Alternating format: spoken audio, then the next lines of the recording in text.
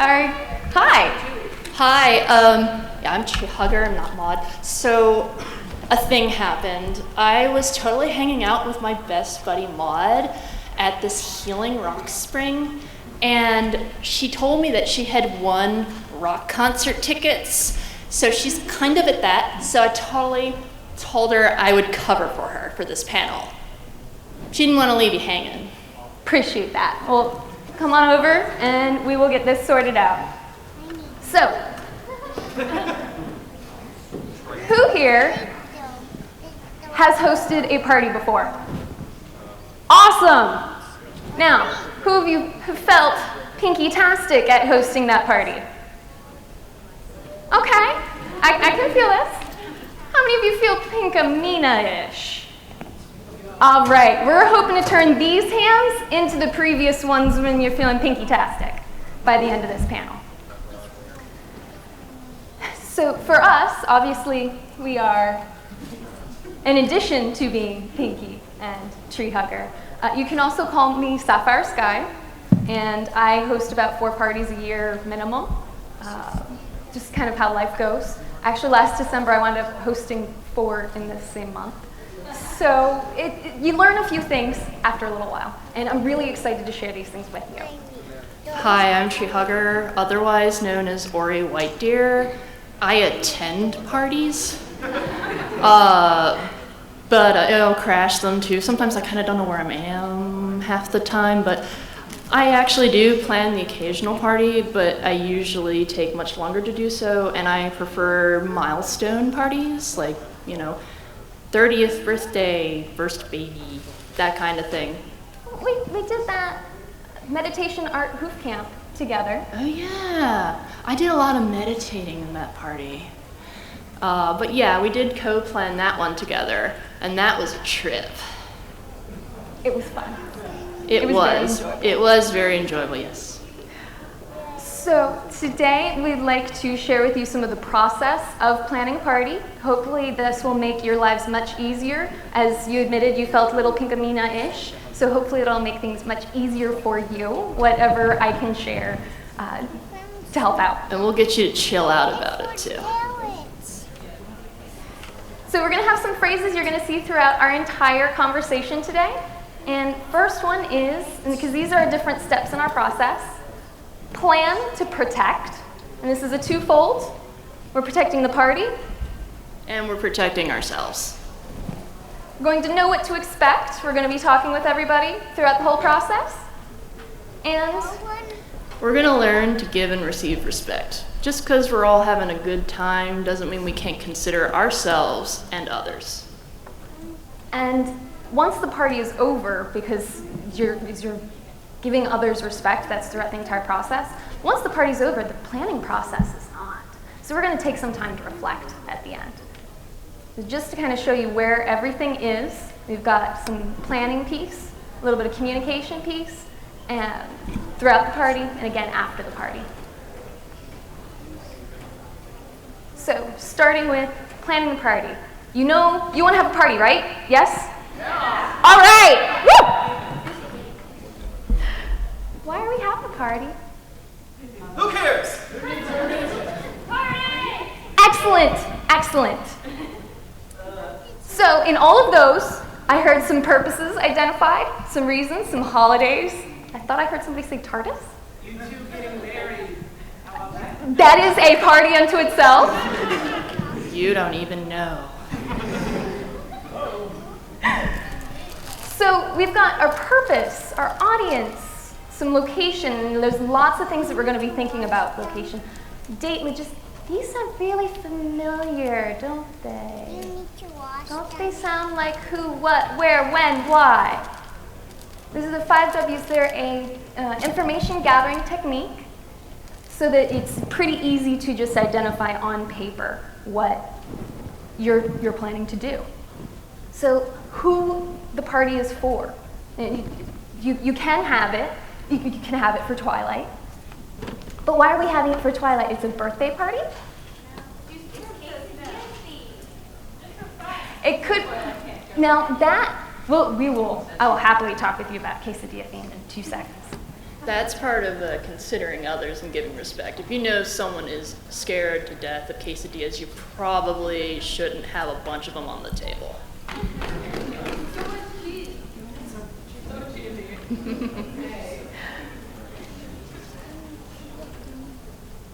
So these are the sorts of things that you're going to be considering. And from a very basic standpoint, that's why I'm calling them the basics, you can look at so many other things. But if you have these 5, 6 questions answered, you're off to a great start. Now, my biggest tip is to have a checklist. From the episode that was mentioned there, talking about quesadilla, we learned that Pinkie has a secret party planning cave with information on every pony. And somebody even said she might be more organized than Twilight. So those of you who are Twilights in the room, raise your hand. Awesome. So you are probably really excited about the checklist. Pro tip. So this is my checklist template. It's 5 pages long. That's just the template.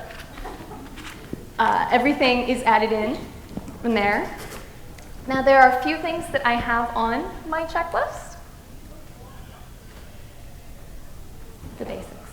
So we've got the basics, those 6 who, what, where, when, why, and how.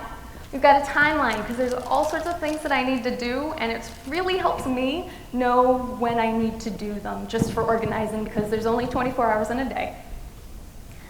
Do I have it list? Something as simple as, do I have a location? We don't necessarily always want to assume that the location will be our house, or wherever we reside. We might be renting something, we might be coordinating, it might be over at somebody else's house. And the great thing about a timeline, there's also ability to say, okay, how soon can I access the location where I can do setup and all those sorts of things. Last thing's shopping list, because we all need to know that. So, and if anybody's interested in this, I can email the checklist to you at any time. So some things to consider, as we were saying, food. We want to make sure that these are foods that are easy to prepare based on your requirements.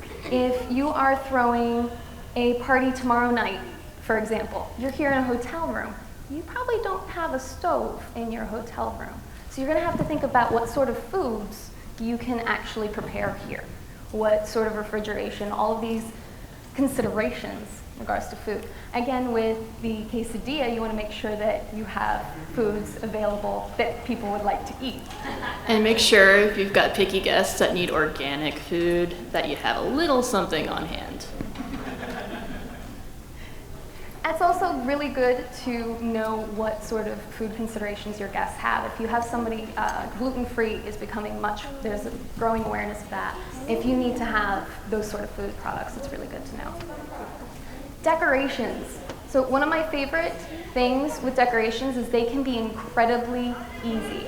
My favorite decoration is actually paper, because it can be colorful and it's cheap and it looks awesome.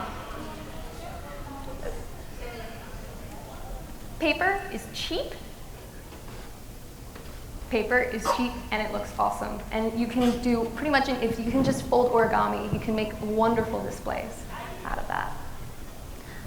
And setup, I started talking about how you don't necessarily know based on location when you can start your setup. That can be really critical with your timeline when you're planning to do things.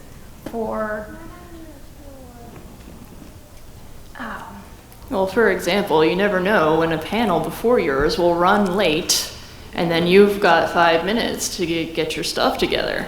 Or if you're going to have a last-minute switch. Exactly, you just never know, man. So you've got to keep these things in mind.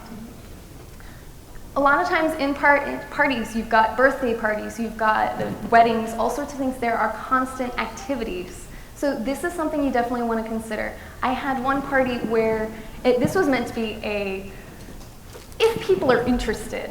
It was literally you take markers and put them on ceramic cups and then you'll bake them and you get these fun little designs.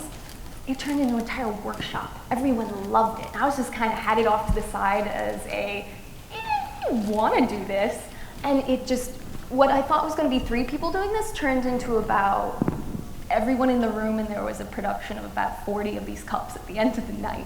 So come up with some activities. People really love them. And those who attended that party really remembered that activity as well. And with activities, if you're going to have games, think about your prizes or favors. That's something that people really remember at the end of the party. Tip, when we ask for volunteers, you totally should. So those are some of the basics if you search, if you just kind of stop and think about things a moment. But here's some things that I've learned from holding all these different parties. Critical, and I'm going to repeat this again later, send your invitations out 3 weeks before the event. You want to tell your guests early enough that they can actually have a chance of attending. Because everyone has very busy lives. So send them out early. Do not be insulted if people say they can't make it. It's average, it's very common for 1/3 to 1/4 of your guests to not be able to make it. And it's not through any fault, it could be some matter of destiny. I believe from the Moon Dancer was invading Twilight in the very first episode, of course we found it out later. And she had this matter of destiny, she couldn't come to the party. So don't be offended when people can't make it. Speaking again about food, keeping things simple, and what you can and cannot cook, a friend of mine, she's a foodie, she cooks salmon for Thanksgiving. She says that if the food runs out at a party, people leave. It's a little extreme, but it brings home the point that food can be very integral. So keep food at what you can do. If you can't cook, do what you can. And that can be a time where you consider catering. Or any other method, or potlucks are awesome. As far as figuring out how much food and drink to buy, there is another tool that's wonderful. There are many online calculators. And there's some of it that's pretty standard. You can assume that a single person will have 2 drinks per hour at the party. And it's whatever type of drink it might be. But for the different food types as well, you can actually plug in how many people you'll have, what kind of servings you'll have, and it'll tell you how much of it to buy or make. It's really helpful so that you don't have a refrigerator full at the end of the party full of leftovers, or even worse, as my foodie friend would say, that you run out and everybody leaves. Presentation matters. Going back to decorations don't have to be expensive. I'm excited to see some animal balloons there because they're another inexpensive statement piece. And the best decorations are ones you already own. Centerpieces can be Legos. Centerpieces can be toys or books. Any decor can be things that you already have. So is anybody else totally like, whoa, information overload? Or is it just me? I got a couple people, okay. All right, so yeah, that was a lot of information. However, all those little steps are totally gonna help you keep your sanity. If you're like me and you get easily overwhelmed, there are things you can do to protect yourself. This is the idea of, yes, you want to take care of others, of course, but you have to take care of yourself first. So, remember to have a good time. If you're not having a good time, your guests are not having a good time either. And they can tell, because hopefully you invite people to your gatherings that care about you, like family, friends, and maybe new friendly people you meet at a panel that you were forced to sit next to. You have to remember this is a party and it needs to be enjoyable for you first. Know what you can handle. If you can only do like 10 people at a time and be cool with it, then that's all you can do. It's okay to push it to 15 if you think you can handle that, but no party's too big or small. It's whoever you invite and you have a good time with. Definitely ask others for help, especially if maybe you're shyer, you're not so good with people, and you just need a minute, a timeout, and you need to chill.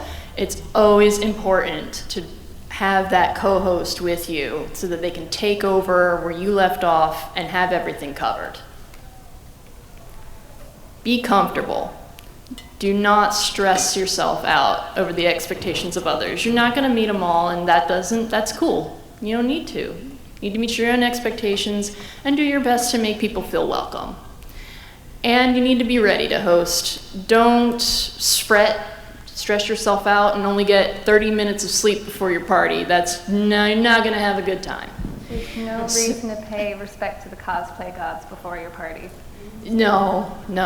You do that a week in advance, so that way you can get all the rocks and all the other fancy. And anyway,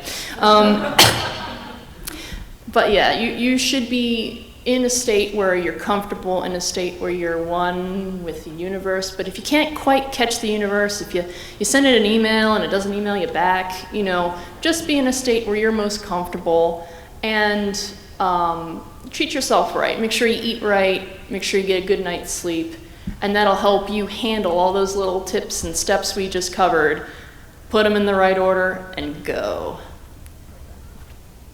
Oh, hey, look, a pro tip. Have a co-host. It's why Maud asked me, oh my, I didn't do it. Anyway, Maud asked me to show up because she was really, really worried about her sister having to go at this alone. So always, always, always have a co-host. Can I take a nap? Oh no, I can't do that. I gotta be the co-host. So there we go. Sweet. Okay, we need a volunteer. Oh gosh, now I'm stressed. Gentleman in the hat was the first hand up. Is Rainbow Dash if you in can come another around that life? side. No. Around the stairs. We're being safe. Mr. Staff. Okay, thank you for volunteering. So, Hi. your name is? Max. Max. Hello. Nice to meet you. So we are going to have an exercise in communication. So, Tree Hugger is going to tell you a prepared phrase. This might sound familiar. And those of you who aren't, you're sitting in clumps. This is now where we're going to ask you to sit next to each other. Because what's going to happen is we're going to tell Max a phrase. And then Max is going to go to the next closest person. And so first, that person is going to tell everybody their name, nice and loud. And then the person sitting next to them, the phrase, really quiet, so that they're the only one who can hear. So we're going to do this for about a minute, so we'll get to introduce some of ourselves to each other. We're going to make some new friends. Max is going to start it off for us. And we're going to have a timer. We're going to do this for about a minute and a half, maybe 2, depending on how fast people can walk. So if people want to get up and move closer to each other right now, that would be perfect. Sit closer, not away. You can't escape from us. We've planned for this. Thank you. So we're going to go ahead and turn our mics off so that we can tell Max the phrase.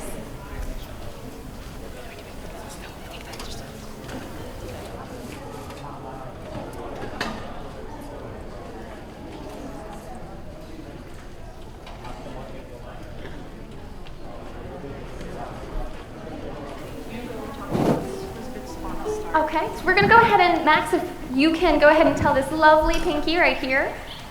And so you're going to say your name really fast, say your name out loud to everyone. And you're going to share your name. Well, Max already shared his. And then he's going to tell you the phrase. He only gets to say it once. And that's said very quietly, just to you. And then you get to share your name with the person next to you, to everybody here, and then you tell it to her. And on down the line. We're going to go ahead and start the timer.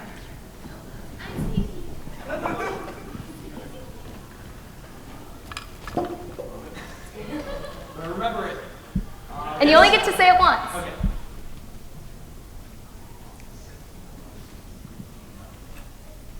You got it? And you go to that first. I'm Cheese.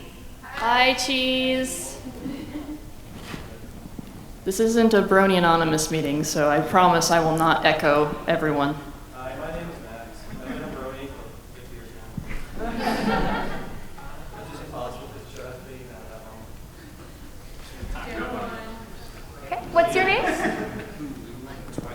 You're Twilight. All right. Go ahead and tell your neighbor.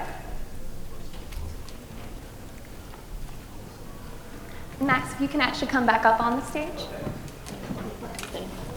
He's already gone. He gets another one. My name is David Halliday.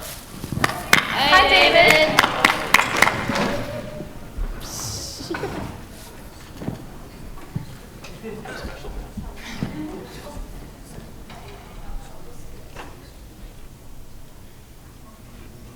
Okay, so what's your name? Okay, we'll go with quesadilla. All right, go ahead and tell the phrase that you heard.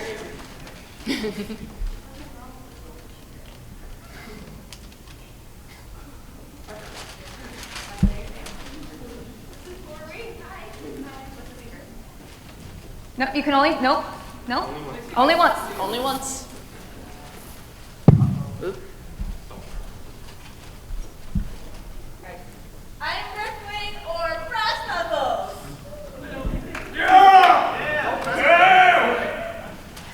Brass Knuckles had an assertiveness seminar early this morning. I hope you all got to join. I learned that from Brass Knuckles that hanging out with trees is awesome. Hugging them is also awesome, but, you know, communing with ponies is also awesome. I'm Tyler. Hi, Tyler. Okay, Tyler, time's up. Come on up to the stage. Okay, if you can actually come around on this side, we want to be safe. We want to be nice and safe.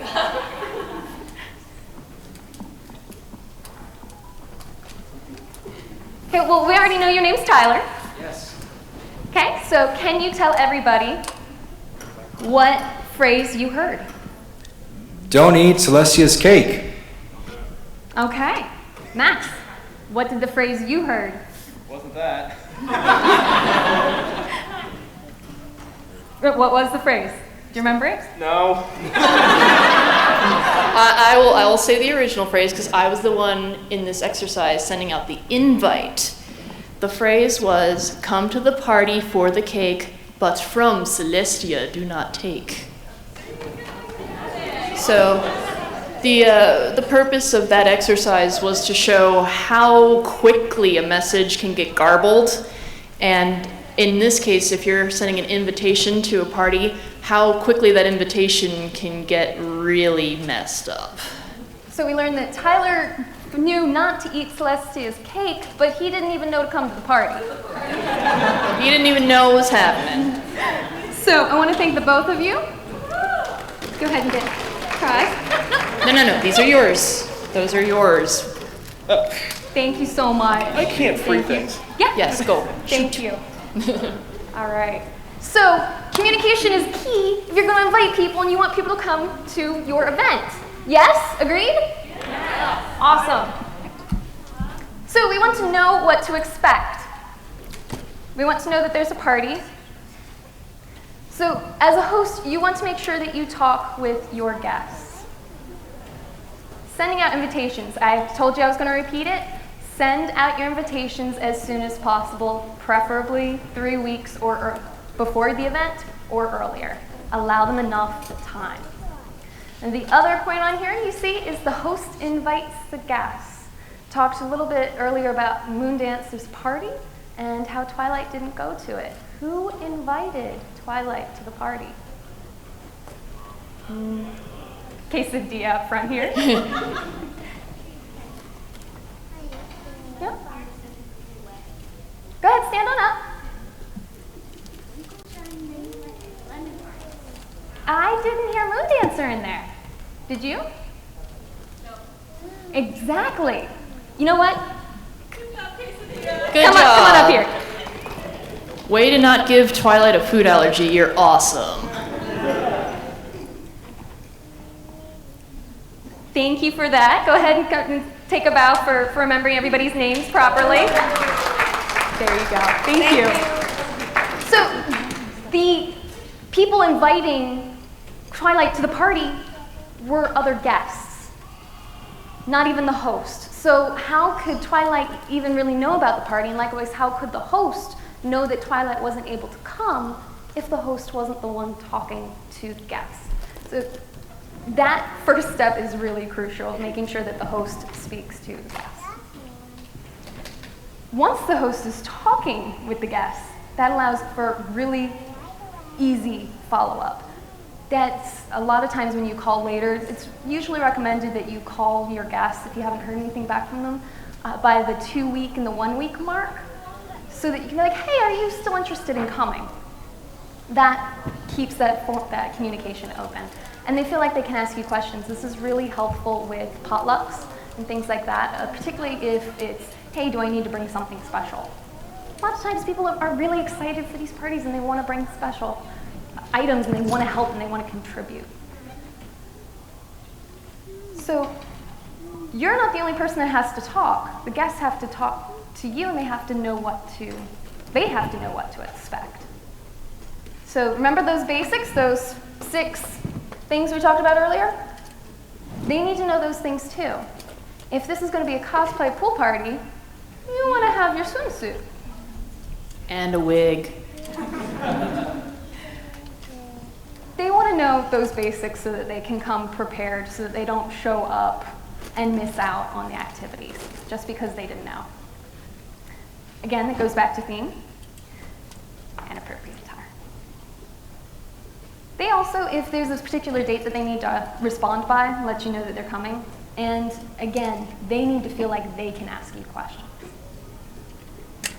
And to the point of the sending out the invitations and making sure you're the one who sends it out, kind of like how things get messed up with telephone, you can also end up with more people than you expected. And that's, you're not knowing what to expect.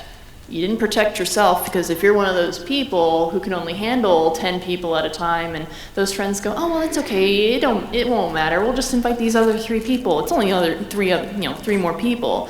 But if all your guests think that way and you end up with 50 people at your door, you won't have the right amount of food, you won't have the right amount of energy to deal with them, and you're completely, bummed out. And so long as that communication is there, it works really nicely. I actually had such a party. I invited 16 people. It was going to be a masked party. And I ended up with 52 attendees. Thankfully, that was all because each attendee went, this is so cool, can I invite my roommate? I went, okay. And then I knew each instance. So I knew to expect 52 people and to make sure that there was enough food. I was there.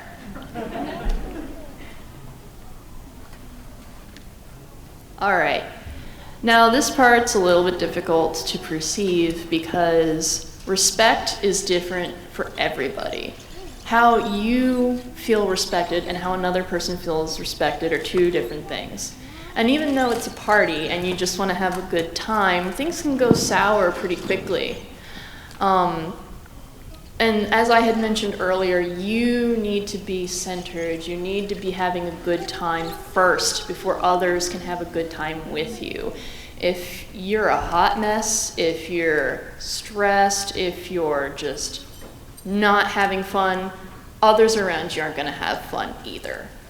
And in a way, if we're using the term respect, that is disrespectful to both yourself. You're not giving yourself the love and comfort you need, and it's disrespectful to your attendees because they're not going to know how to help you. They're expecting a fun party and, they show up and things are a bit crazy for them.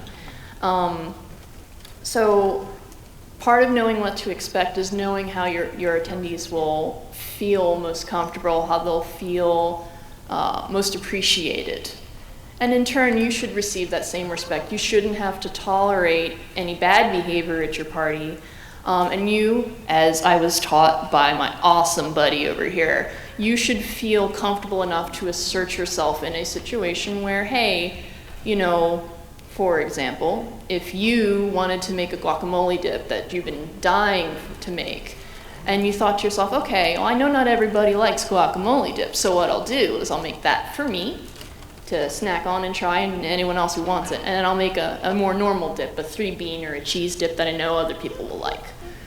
Cheese dip, no quesadillas, sorry. I got a guest who won't like them, so, she's allergic. She gets within 5 feet and she freaks out. I can't have that, But, if someone says something incredibly rude about your guacamole dip that's just uncalled for, you have every right to respect yourself and assert yourself and say, well, I'm sorry you don't like the guacamole dip, but you really didn't need to take it there. Let's just calm down, have the other dip and we'll all get along just fine. And at the same time, if you are a sort of person who needs your personal space, who needs a minute to just kind of have a timeout, perfectly acceptable. Your co-host will totally cover for you, and you should have some measure of comfort in knowing that it's covered. So. And the last phrase there, the respect your personal space, respect their personal space, is a assertiveness statement, and that is where you want to make sure that so that goes back to respecting their beliefs as well as their physical space.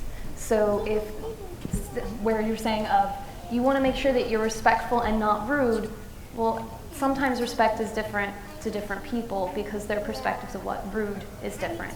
So it's just another thing to keep in mind, and just try and make sure things are running along smoothly and enjoyably. And once again, you can't control everybody and every little thing. You can only try to anticipate those needs as they come up, and your guests will appreciate it. Even if you do fall a little short, just knowing that you have put the thought into it really does count. Okay, so at this point, we've planned a great party, yes?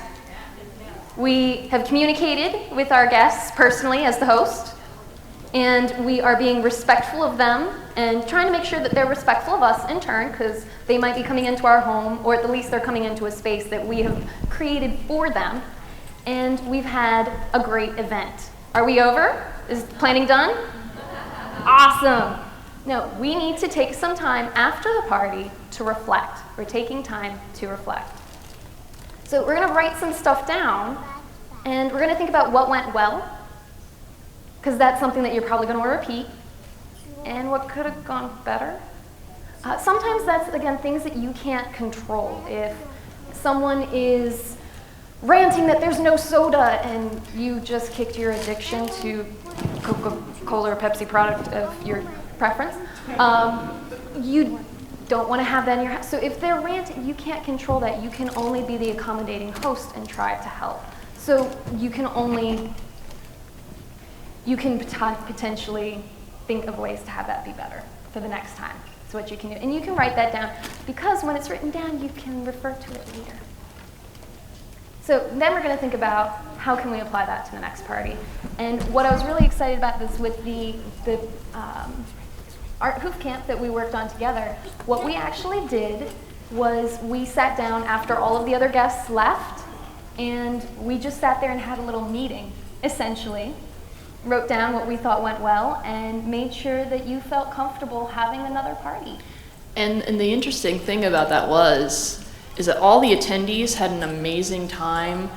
I was one of the hosts, and you could have fooled me because I thought everybody was miserable. I was so stressed out. I wasn't having a good time because of things I perceived to be disrespectful to me, disrespectful to others, but no one ever gave it a second thought. It's like it never happened. So it's just really interesting how that can happen, but at the same time, I didn't show respect for my guests in accommodating what they were expecting or making that clear.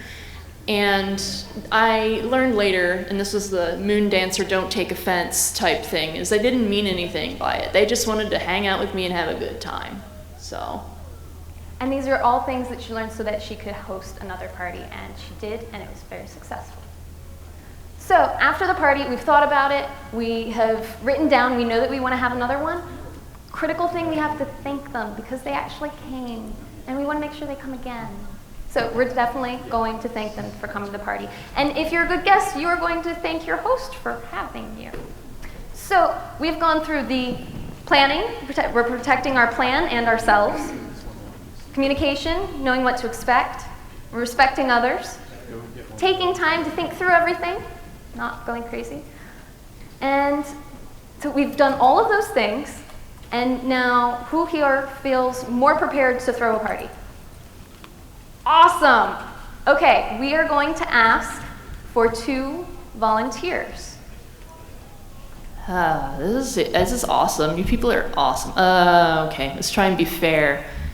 I'll pick one, you pick one? Okay, let's see. I'll take the gentleman with the pink ears. Your hand went up real fast. All right, let's see. I love your quesadilla, but I'm gonna have to go with the lady in the pink sweater. Because we're not biased towards pink. Okay, so what we're doing, Hey, thank you for coming around to the stairs here. I picked the pink one. It's totally. Oh, okay. Okay. It's so, ironic. Let's go ahead. So, what's your name? Matt. Matt? Can everybody hear? I'm Matt. Excellent. I'm Rosemary. Rosemary, nice to meet you both. Have you hosted parties previously? No. No. How about you, Rosemary? I've hosted my high school graduation party. Okay, And that's great. Christmas party, too. Excellent. with my How did you friends. feel about that? It was pretty great. Good. So you definitely want to host another one. Yes, of course. Excellent. And since you haven't hosted one, you're looking to? I've always wanted to host holiday ones, like maybe a St. Patrick's Day, maybe a Halloween party, because I've always thought those were real cool. Absolutely. Okay, well you go ahead and hold on to this, because what we're going to do here is we're going to do a practice session. So I'm gonna go ahead and give you, yep, here. You can come closer. Thank you. You know my heart. My heart. Well, horses do bite. That's true. Okay, so we are going to, oh, there we go. So we're going to select a party. So we've got some choices here, and I realize you can't see the large screen now that you're up here. So I'm gonna go ahead and describe them to you. And we've got a brunch, and the reason, go ahead and guess why we had two of you come up here. For variation? That could work too. Always, if possible, have a Co-host, okay. one, two, there we go, They're okay. the human version of bro-hosts, so just have to bear with it. I'm Okay. not Lyra, so. There you go.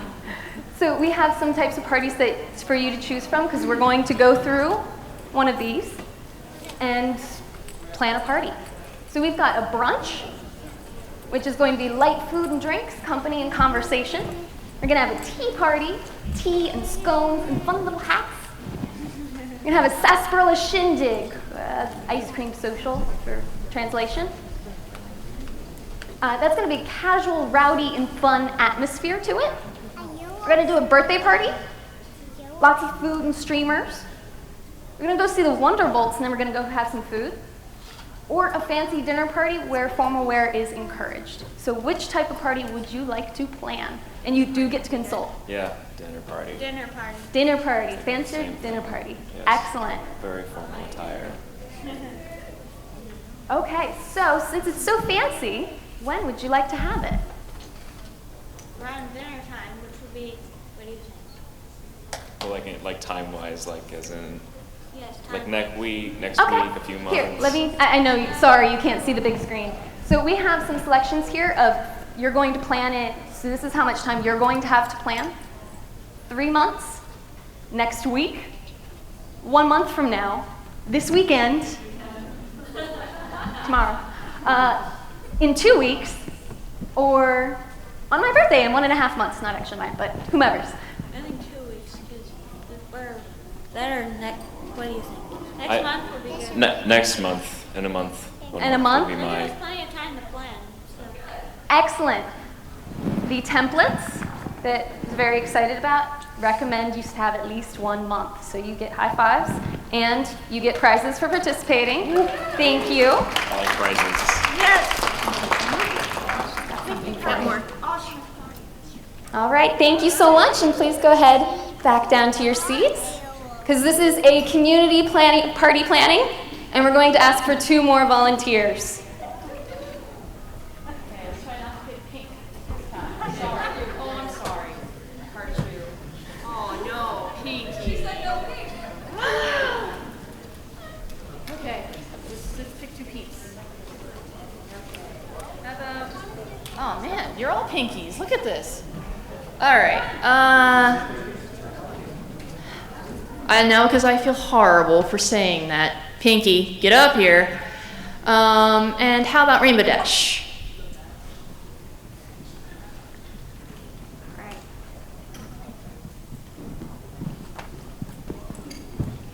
Okay, so a quick recap. What are your names? Pinkie? Okay. Raven. Raven, okay. Have you ever hosted a party before? Not successfully. Not successfully? Well, we're gonna work on that. We're gonna curl the wig a little bit. No stress. Curl the hair. What? Have you ever hosted a party? Never. Well, hope to fix that for you. Okay, so as a recap, again, we're going to be having a fancy dinner party in about a month. Okay? So, next question is, who are we inviting? So on the list, sorry, you can't see quite so well. Actually, come up here. We have all of the birthday ponies' friends, so this is assuming that this is a fancy birthday dinner. The family and friends, just my closest friends. Now these numbers in the parentheses say how many those are. Gives us an idea for some planning, right? We have just a few friends interested in that type of party, which is again going to be the fancy dinner party. Some high society, and all of Ponyville. Danger, danger, Pinkie Pie. So go ahead, what are you thinking? The ones interested in the party? No. 8 to 15. 8 to 15, excellent. I'd like a reporter over here. Now, what are your thoughts on this outrageous topic?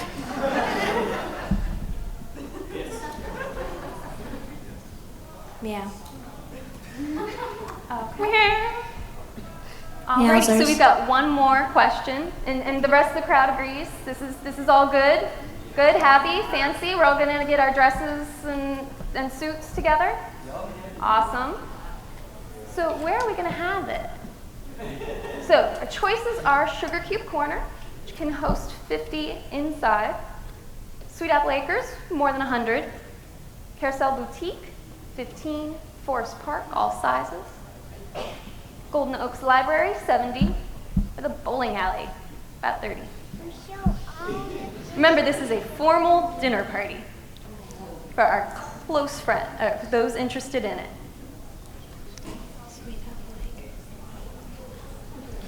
Go ahead. Go ahead. You can think out loud. Sweet Apple Acres. They have like the nice inside kitchen. They Saw the do. one that made pancakes. So I'm really excited.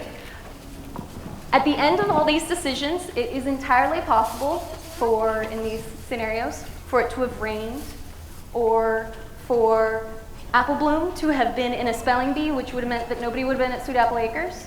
But I would like to congratulate all 4 of you for picking a successful party plan. Everything went off without a hitch. Thank you so much for participating. Pinkie. Oh, Dashy.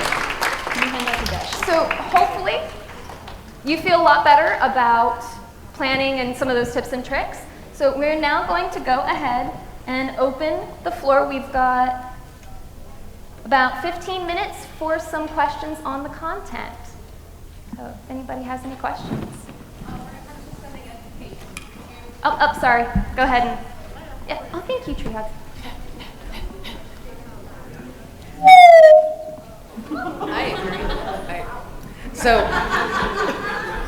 when it comes to sending invitations, depending on the party, or would you recommend either like the written invitation or the online email?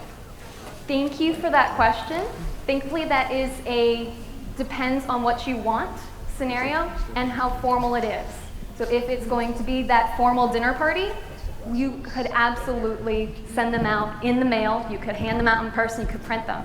If your group of friends works best on social media of choice, do that. Whatever works best for coordinating the people that you're inviting. Does that answer your question? Excellent, thank you. And if you've got a question back there, thank you so much for running the microphone around. He's the best co-host.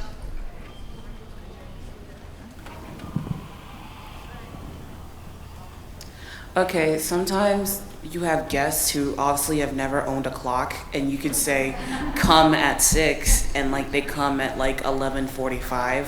So what do you do with people like that? But also know that if you've got awesome cake and there's none left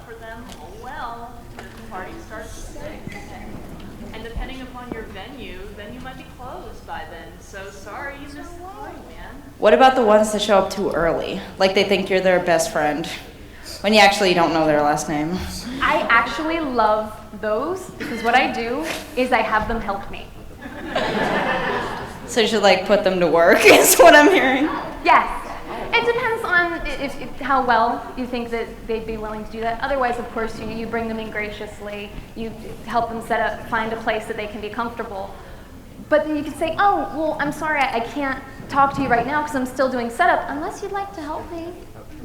Yeah, that's not like me. I have a phobia of being late, so I will show up like accidentally a half an hour early.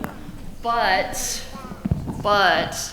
as Pinkie said, I would be like, okay, I am so sorry, I am here a half an hour early. What can I do to help speed the setup along? So that's put them to work. Honestly, usually I find those that come really early are more than willing to help. So, answer your question? We've got a question right up front here, and then we'll get to you. Is it yep, in the black.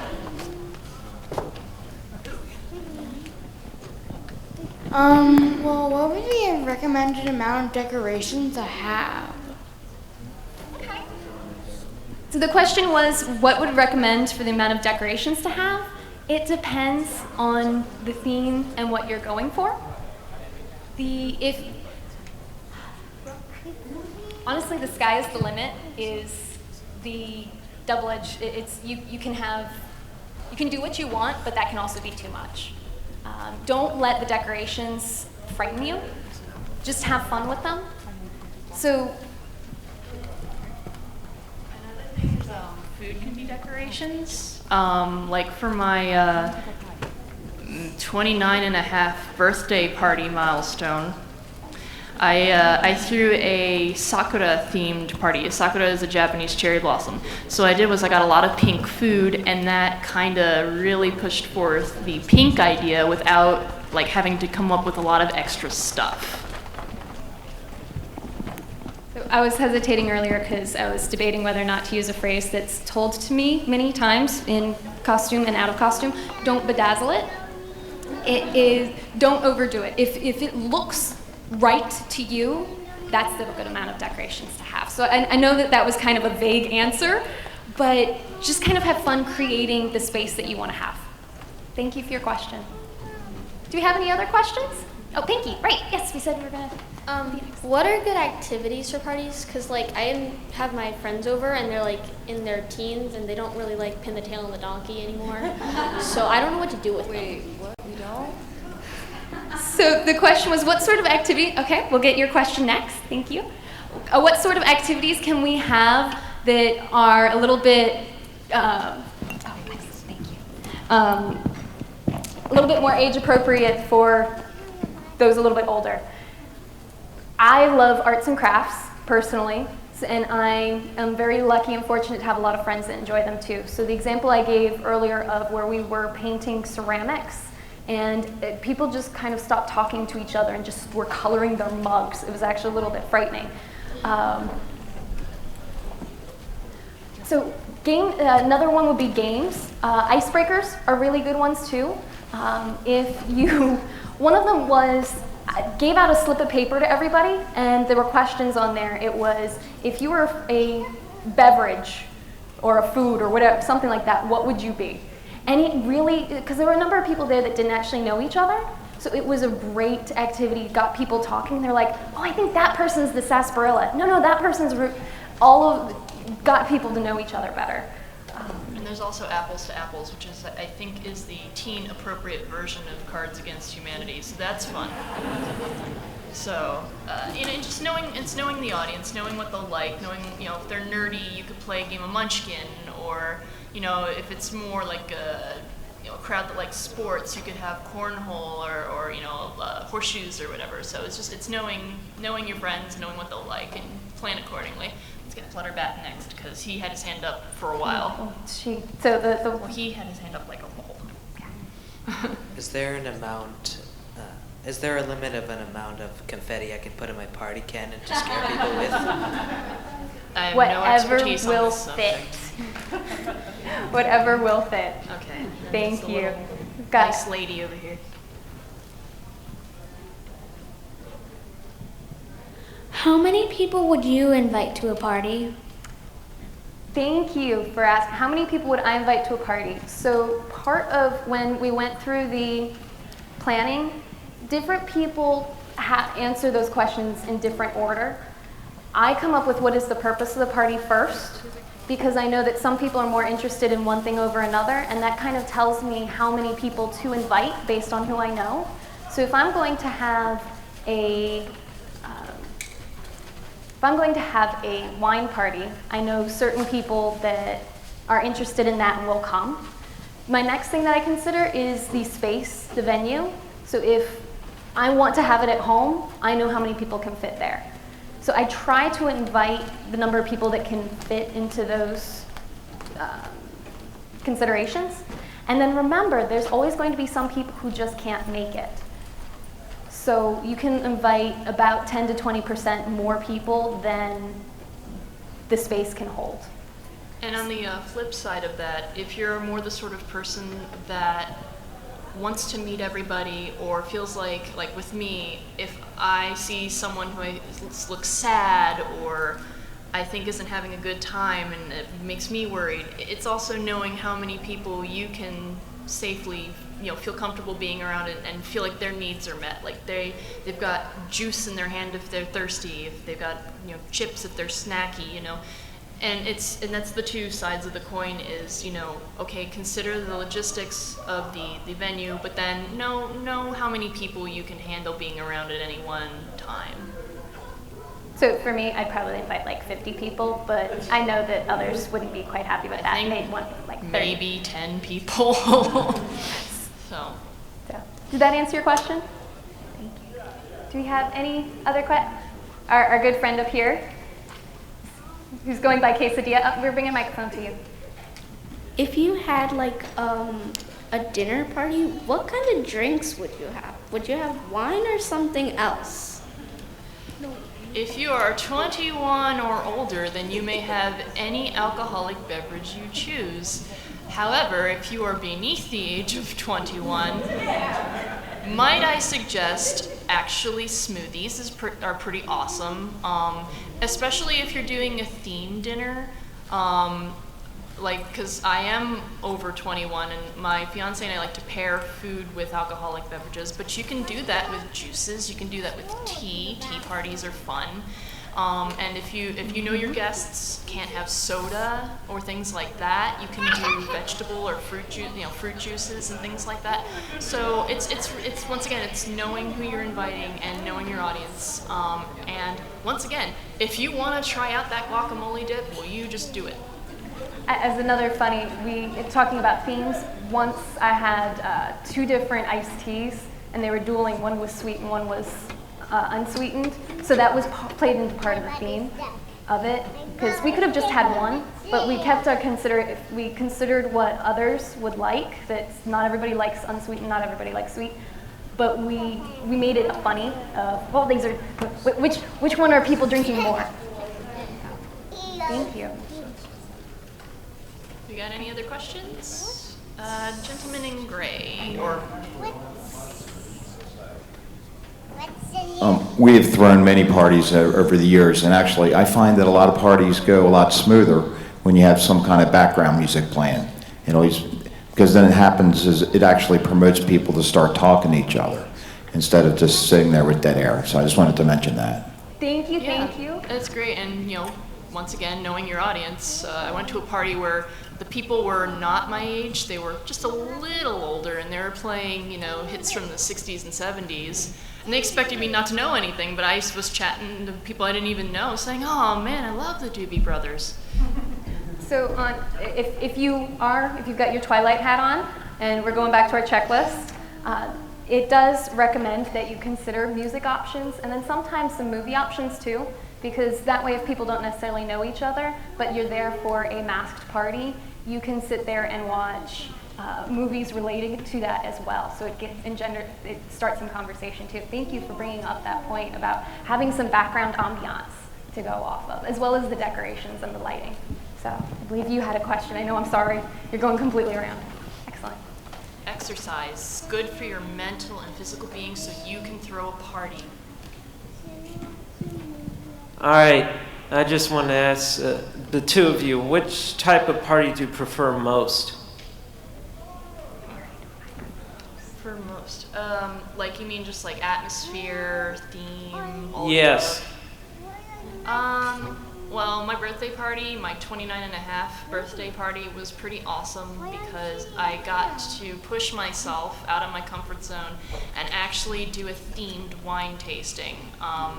My friends and I, who I see back there, will do a themed wine tasting. Like we'll pick a wine that we think represents a pony. And for mine, it was wine based on another fandom that I really liked. So I had like 3-4 co-hosts at that point helping out. And but everyone in that room were people I knew. They're people I felt comfortable with, and that's the type of party I prefer. I like meeting new people, of course, but like especially if I'm having a get-together in my home, I prefer to know those people a bit better. And from the Pinkie extroverted perspective, I love costume parties where people get to be creative. And that's an instance where if I don't necessarily know the person, that helps tell me a little bit more about them based on the costume that they pick. Going back to my masquerade party, where I started off with 16 and ended up with 52, I did not know a good 30 of those people, but I got to know so much about them based on the mask and the entire costume that they created. So I've actually thrown a lot of costume-related parties. Thank you. Thank you. Different.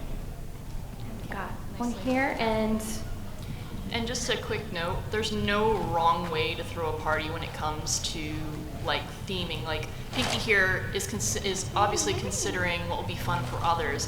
I was considering what was most fun for me, but at the end of the day, as long as everybody's enjoying what's going on, partied activities, then it's win-win. so very lucky enough to recognize that you're going to be our last question. We want to keep to time because we are organized party planners. So think our last question. If you had one more guest to invite for your party, would you invite Discord after what happened at the gala? Well, you see, I had to go to my Reiki therapist because that was a real doozy. But, you know, we gotta learn to forgive people. And he was just going through a bad time. He didn't understand friendship like we all do. So I would go to the gala with Discord. All right. Well, thank you everyone for attending. I hope you learned a little bit more. I hope you feel a little bit more comfortable about throwing your own events and a bit more comfortable going to other people's events as well. So thank you so much. See you around. Namaste.